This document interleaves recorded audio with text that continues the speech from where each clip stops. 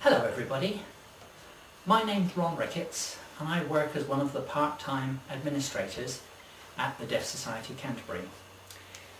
And you will know that since the earthquake we've not been able to use our building. Now the Board of Management of the Deaf Society wanted me to present an update of where we are with the building up to the moment. So what's happening to the Deaf Club? You know that in September 2010 we had the first of the two big earthquakes and the club was damaged a little bit, but after inspection the engineers said that we could go back into the building and it was okay to use. But at the same time, when they were carrying out their survey, they told us the building was not very strong and in terms of new building standards only came up to about 10% of the strength required for a modern building. Then in February 2011 we had the big earthquake. Now you know that that damaged the centre of the city very badly. Our building was quite badly damaged, there were lots of cracks and things moved around, and the building was red stickered, which means we couldn't go into it for any reason at all, and it was inside the red zone, which cut people off from access to that part of the city. So I want to tell you what's happened since then and where we've got to. There are three things. Firstly, as you know, our building is closed and we're not allowed to use it. We're no longer inside the red zone, but the building has to stay locked, because it is actually dangerous. The Board of Management has had a full structural survey carried out, and the result of that report says that the building is too expensive to repair. Now, the new council rules say that if it was repaired, it would have to be made much stronger, and that would add to the cost of repairing it as well. Now our insurance company have done their own structural report and we've not seen their report, but we're told that their report says very much the same thing, that the building is going to be too expensive to repair. Now the insurance company say that that general indication of it not being possible to repair it economically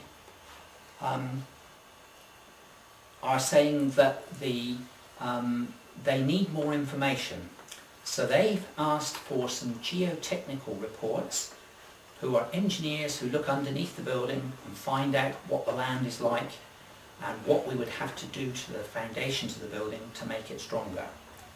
When they have that precise information, they can then get some builders to put a price on those works, and that will confirm to the insurance company probably that there is that it's going to cost too much to repair the building. So that's that side of things.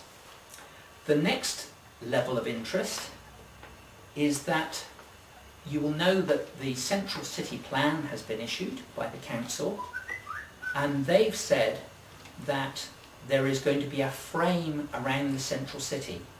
Now the frame is an area where they want to remove buildings and put in pathways, trees, green spaces, and the idea is the frame will separate the commerce inside the city from residential and the other project areas outside the frame.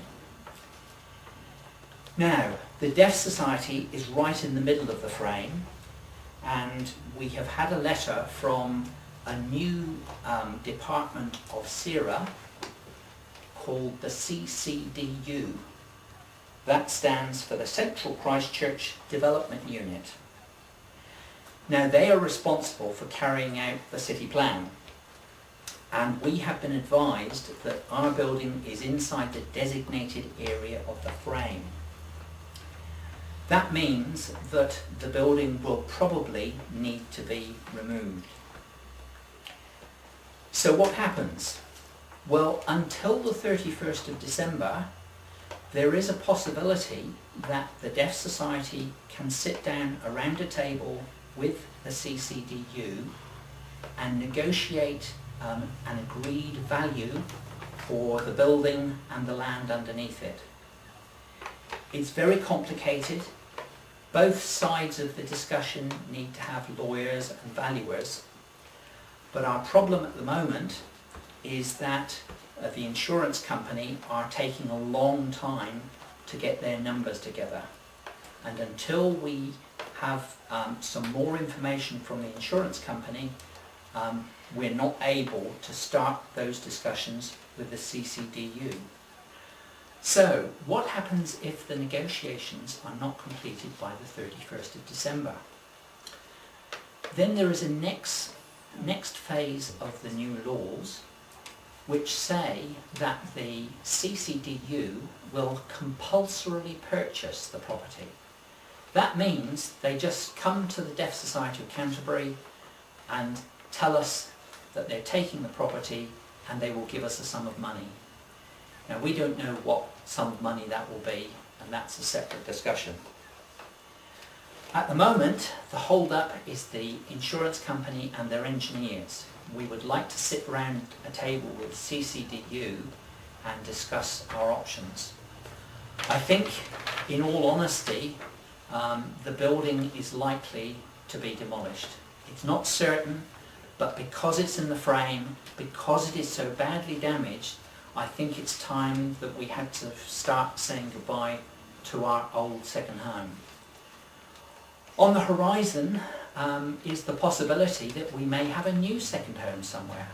That's a long way off at the moment, but your board of management and the staff are doing everything they can to make sure that the deaf community gets the best possible deal and the brightest future that we can manage for you.